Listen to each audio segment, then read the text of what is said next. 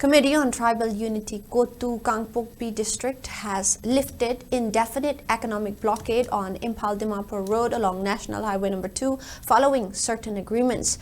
The indefinite blockade was imposed since January 1st on the national highway against destruction of Kuki bunkers during an operation conducted after Kuki militants from Uyokching attacked nearby Maitai villages including Santikhongwal, Thamnapokpi, Sabungkhok Khuno under Yangnpokpi police station in Imphal East district.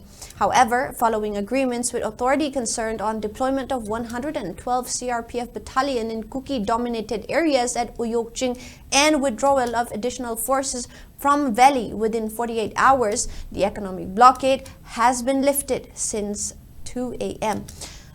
Besides, the shutdown imposed in Kangpokpi district has also been lifted.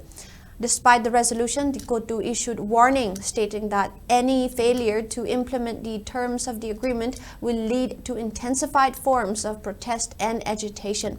With the lifting of blockade, goods-laden trucks stranded along the highway have started moving towards Imphal. It may be mentioned that demanding removal of central forces from Uyokching areas, protesters including well-equipped Kuki militants stormed SP office of Kangpokpi district on the night of January 3, resulting in huge damage, injuring several armed persons including SP of Kangpokpi, Manoj Prabhakar.